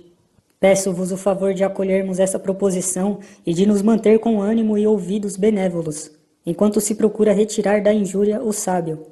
E nem por isso se está subtraindo nada de vossa petulância e tão rapinante cupidez, ou de vosso cego desatino e soberba, mantendo-se os vossos vícios a salvo. Busca-se para o sábio a liberdade. Não estamos fazendo com que não vos seja possível praticar injúria, mas com ele lance para o alto todas as injúrias e se defenda com tolerância e magnitude de espírito. Assim, em abomináveis combates, muitos venceram as mãos dos que os golpeavam, fatigando-os com paciência obstinada. Considera que o sábio está nessa condição, a daqueles que por longa e perseverante prática conseguiram vigor para suportar e exaurir toda a força inimiga. Dado que percorremos a primeira parte da discussão, passemos para a seguinte, em que refutaremos a contumélia com alguns argumentos específicos, mas a maioria deles comum a ambos os tópicos. Ela é menos grave que a injúria, e podemos lamentá-la mais do que persegui-la, e também as leis não a consideram digna de qualquer punição. Move esse sentimento uma debilidade de ânimo que se ressente por uma palavra ou uma ação de desprestígio, abre aspas. Ele hoje não me recebeu, embora recebesse outros, fecha aspas, abre aspas. Ele ou menosprezou com arrogância minha fala, ou riu-se dela abertamente. Fecha aspas. Abre aspas. Ele não me colocou no leito do meio, mas no mais baixo. Fecha aspas. E outras queixas desse tipo. De que outro modo eu deveria chamá-las senão lamúrias de um melindroso? Nelas incorrem em geral pessoas delicadas e felizes, pois quem se sente premido por problemas maiores não tem tempo de notar essas coisas. As índoles por natureza frágeis e feminis, devido ao excessivo tempo livre, e que se comprazem na ausência de uma real injúria, veem-se perturbadas por tais fatos, a maior parte dos quais se assenta no equívoco de quem os interpreta. Assim, quem é afetado por uma contumélia mostra que em si mesmo não há nenhuma sabedoria nem confiança. Com efeito, ele se julga indubitavelmente menosprezado, e essa mágoa não ocorre sem certa debilidade do ânimo, que se deprime e se abate. O sábio, porém, não se sente menosprezado, por ninguém, conhece sua grandeza e afirma para si mesmo que ninguém tem poder sobre ele, e todos esses sentimentos que eu poderia chamar não de males, e sim de contrariedades da alma, ele não se empenha em vencer, pois nem sequer os sente. Outras são as coisas que ferem o sábio, mesmo sem o abaterem, como a dor e a debilidade física ou a perda de amigos e filhos, e a destruição de sua pátria consumida pela guerra. Estas não nego que o sábio possa senti-las. De fato, não lhe atribuímos a dureza da pedra ou do ferro. Não é nenhuma virtude suportar o que não se sente. Então o que ocorre? Ele recebe alguns golpes, mas, depois de recebidos, supera-os, trata e fecha os ferimentos. Na verdade, os golpes menores nem sequer os sente, e contra eles nem se faz uso daquela virtude de tolerar situações duras, mas ou não os nota, ou os considera dignos de riso.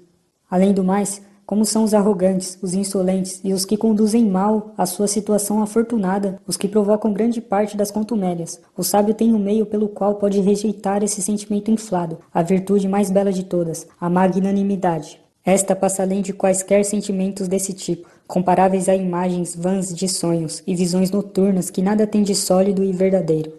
Ao mesmo tempo, o sábio considera que todos eles estão em um estado baixo demais para chegarem a desprezar algo que está tão mais elevado. Contumélia, segundo se diz, deriva de contemptus, abre aspas, desprezo, fecha aspas, porque alguém só dirige esse tipo de ataque a quem despreza. Todavia, ninguém despreza aquele que é maior e melhor, mesmo que se age como costumam agir os que sentem desprezo. De fato, a criança pequena bate no rosto dos pais, desmancha e puxa os cabelos de sua mãe, gospe-lhe ou desnuda a vista dos seus as partes a serem cobertas e não poupa palavras mais obscenas, mas nada disso chamamos contumélia. Por que razão? Porque quem as faz não é capaz de desprezar.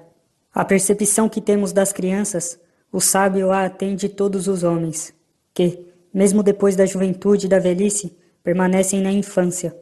Acaso progrediram esses homens cujo espírito é enfermo e cujas deficiências aumentaram enormemente, os quais diferem das crianças somente pelo tamanho e pela forma do corpo, sendo de resto não menos volúveis e inseguros, com uma sede indistinta de prazeres, nervosos, inclusive pacatos, não por temperamento, mas por medo? Ninguém poderia dizer que entre eles e os meninos há diferença porque estes são ávidos por dadinhos ou nozes e por pequenas moedas, e aqueles por ouro, prata e por mesas circulares, porque estes, entre si, fazem-se de magistrados e imitam a toga pretexta, os faces e o tribunal, e aqueles praticam a sério as mesmas atividades no campo de Marte, no foro ou na cúria. Estes, na praia, com montes de areia constroem castelos, e aqueles, como se estivessem realizando algo importante, ocupados em erguer pedras, paredes e tetos, transformaram em risco abrigos criados para a proteção de nossos corpos. Por conseguinte, não sem razão, o sábio encara como brincadeiras as suas contumélias e por vezes os adverte e os castiga como as crianças, não porque tenha sido afetado por uma injúria, mas porque eles a fizeram e para que deixem de fazê-la. De fato, assim também a montaria é domada com um açoite. Não nos enfurecemos com esses animais quando recusam o cavaleiro, contudo os punimos para que a dor vença a teimosia. Portanto, verá solucionada igualmente aquela objeção que nos se faz. Abre aspas. Se o sábio não é afetado nem pela injúria, nem pela contumélia, por que ele pune os que a fizeram? Fecha aspas. Ele não se vinga, mas os corrige. No entanto, qual é a razão para não acreditares que esta firmeza de ânimo ocorra em um homem sábio, quando te é possível notar em outros a mesma condição, embora de origem diversa? Que médico se enfurece com um louco? Quem recebe como ofensivos os insultos de uma pessoa febril a qual se negou água fria? O sábio sabe que todos esses que circulam trajando toga e púrpura, saudáveis e corados, são desatinados e não os vê de outro modo senão como doentes e intemperantes. Assim, ele nem sequer se irrita se, em sua enfermidade, se atreveram a uma atitude mais petulante contra quem os está medicando e, com o mesmo ânimo com que julga sem valor as homenagens deles, igualmente julga os seus atos pouco respeitosos. Assim como não lhe causará agrado se um mendigo o reverenciar, nem irá considerar uma contumélia se um homem da mais baixa plebe não responder à sua saudação, tampouco ficará encantado se muitas pessoas ricas o admirarem. Sabe que em nada elas diferem dos mendigos, sendo até mais miseráveis. Aqueles carecem de pouco, estas de muito. Além do mais, não se impressionará se o rei dos Medas ou Átalo, rei da Ásia, passar por ele em silêncio e com expressão arrogante, enquanto ele o sauda. Ele sabe que não há nada de invejável na condição de tal pessoa, mais do que naquela a quem, numa casa de ampla criadagem, soube cuidar de doentes e loucos. De fato, o que tem de bom aquele sob cuja dependência não há ninguém que não seja perverso? Portanto, assim como o sábio despreza a afabilidade ou a inafabilidade de tal homem, igualmente o faz em relação a de um rei, abre aspas. Tu tens sob ti os persas, os medas e os bactrianos. Embora os refreis pelo medo, embora por causa deles não tenha ocorrido de afrouxares o arco, embora inimigos dos mais terríveis, embora venais, embora estejam à espreita de um novo senhor, fecha aspas. Ele, portanto, não será afetado pela contumélia de ninguém. Com efeito, por mais que todos sejam diferentes entre si, o sábio realmente considera todos iguais por causa de sua igual estupidez. Na verdade, se ele uma só vez se fizer descer de seu plano, de modo que seja afetado pela injúria ou pela contumélia, não poderá jamais estar seguro. Todavia, a segurança é um bem próprio do sábio. Julgando que lhe tenha sido feita uma contumélia, não fará com que obtenha honra quem a infligiu. É de fato inevitável que uma pessoa sinta prazer em ser tida em consideração por quem a contragosto ela toleraria ser desprezada. Tamanha demência domina alguns a ponto de acharem que uma contumélia lhes pode ser feita por uma mulher. Que importa quanto a consideram abastada, quantos lecticários tenha, quão adornadas as suas orelhas, quão espaçosa sua liteira? Igualmente é uma criatura imponderada, e se não advieram conhecimento e muita erudição, é feroz, incontinente nos desejos. Alguns não suportam levar um esbarrão de um cabeleireiro, e consideram uma contumélia o mau humor de um porteiro. Ah, quanto riso devem provocar cenas como essas, de quanto prazer se deve encher o espírito de quem contempla a própria serenidade em meio ao tumulto dos erros alheios. Abre aspas. Mas como? O sábio não se aproximará de portas guardadas por um porteiro austero. Fecha aspas. Ele, sem dúvida, irá tentar se uma necessidade o chamar e vai amolecê-lo, quem quer que ele seja, como a um cão bravo, lançando-lhe um petisco, e não vai ficar indignado se despender algum valor para transpor a soleira, considerando que em algumas pontes se paga pedágio. Assim, pagará também para aquele, seja quem for, que pratica esse tipo de taxa relativa às saudações. Ele sabe que com dinheiro se compra o que está à venda. É de ânimo mesquinho quem se compraz em ter respondido com franqueza ao porteiro e quebrado seu bastão, ter ido até seu senhor e tê-lo feito açoitar. Quem entra numa contenda converte-se em adversário e, mesmo que vença, fica igualado ao oponente. Abre aspas. Mas o que fará o sábio se levou uma bofetada? Fecha aspas. O mesmo que Catão depois de terem lhe batido no rosto. Não se inflamou, não puniu a injúria, nem mesmo a perdoou, mas negou que tivesse sido feita, com ânimo ainda maior do que se a tivesse perdoado. Não a reconheceu. Não nos deteremos longo tempo nesse ponto. Quem de fato ignora que para o sábio nenhuma das coisas que se crê como um mal ou um bem parece ser tal como para as demais pessoas. Ele não olha para o que os homens julgam como torpe ou miserável. Não vai por onde vai o povo, mas, tal como os astros dirigem seu curso em sentido contrário ao do céu, assim também ele avança na direção oposta à da opinião comum.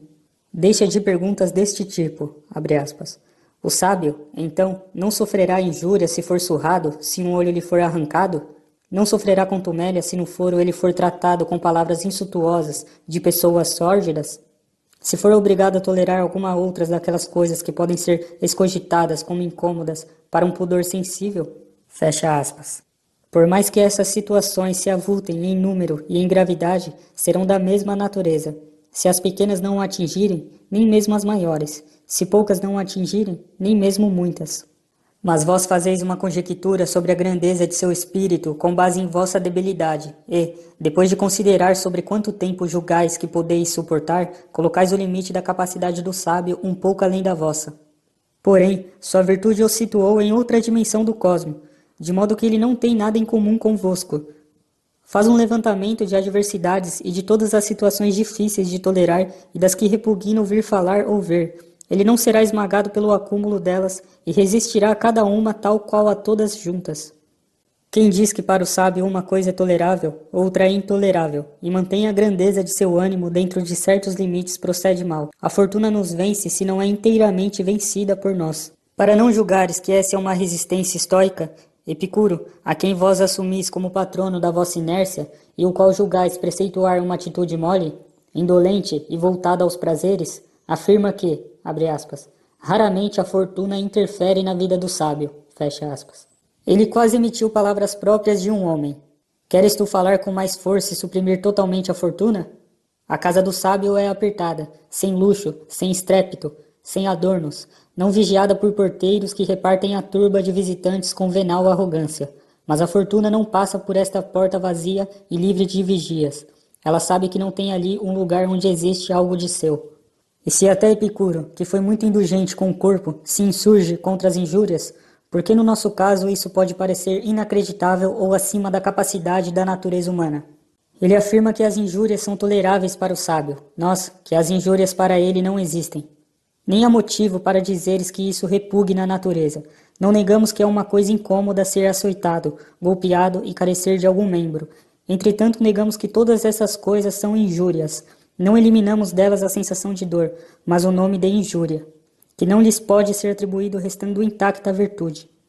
Qual das duas doutrinas fala com mais exatidão? Veremos. Ambas ao menos concordam quanto ao menosprezo da injúria. Indagas que diferença há entre as duas?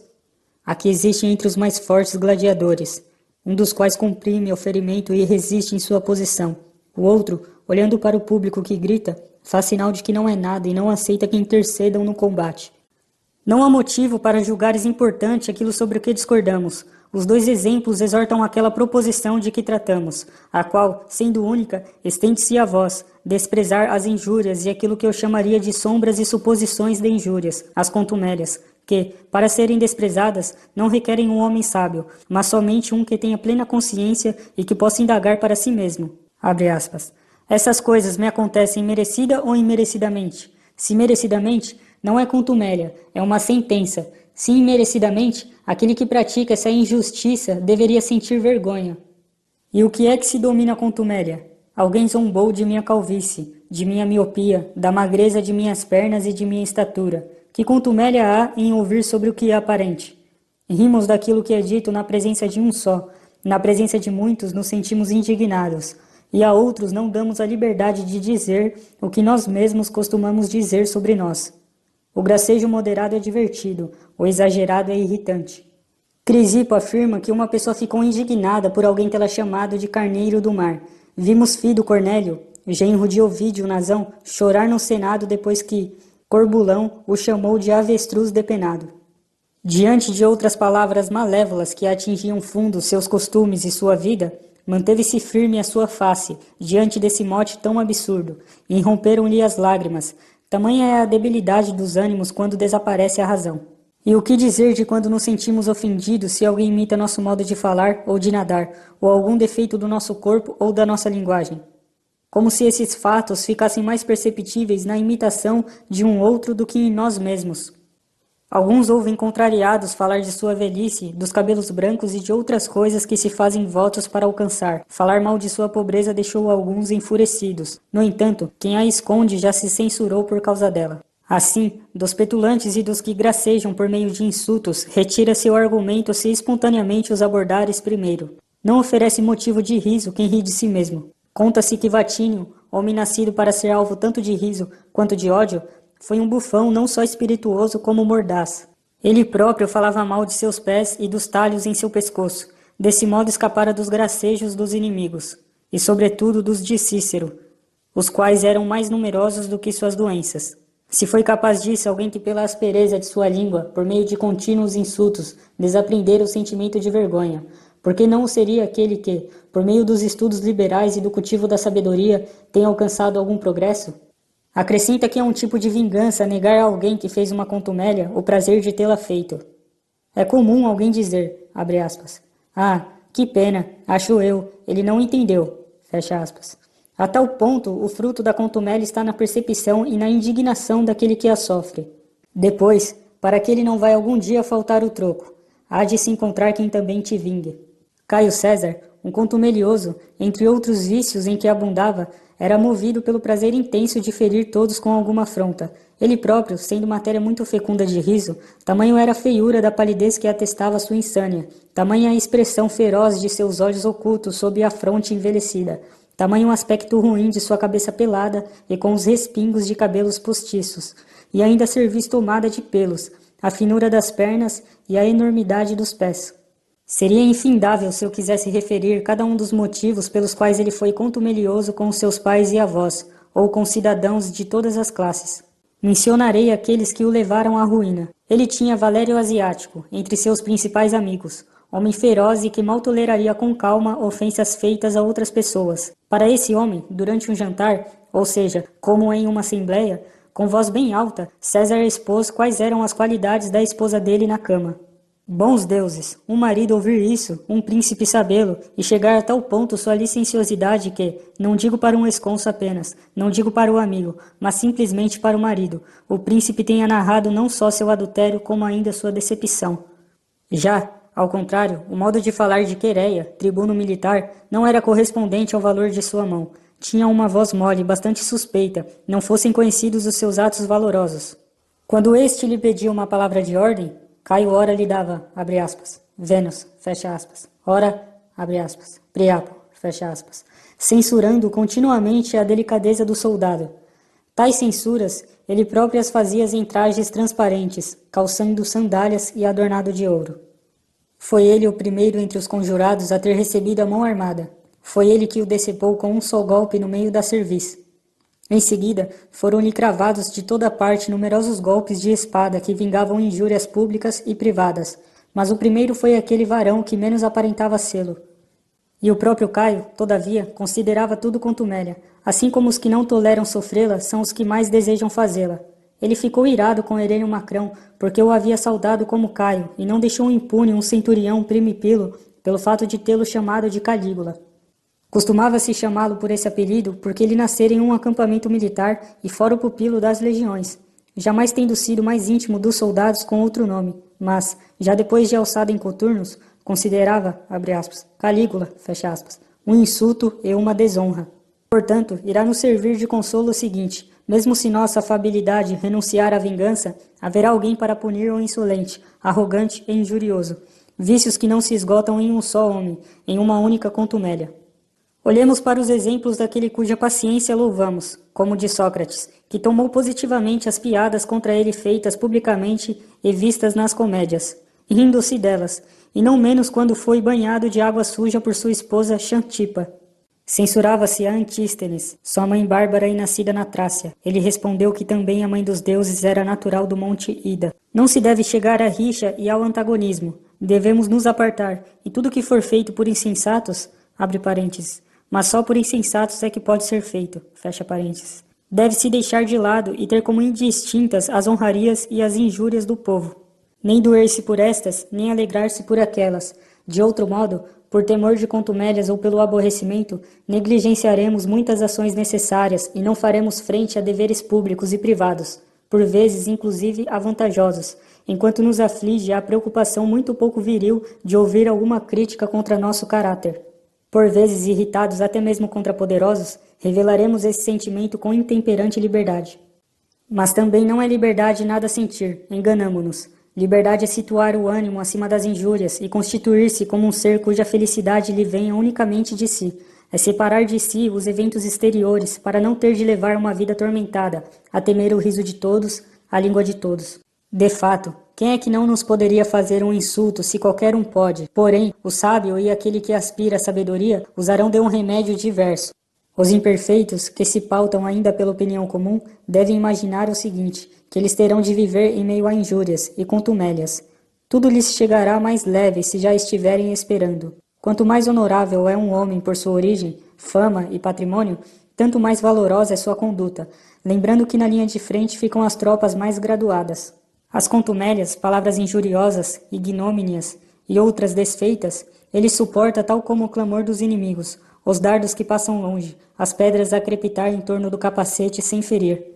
As injúrias, tal como golpes, uns cravados nas armas, outros no peito, ele sustenta sem cair e mesmo sem se mover de seu posto.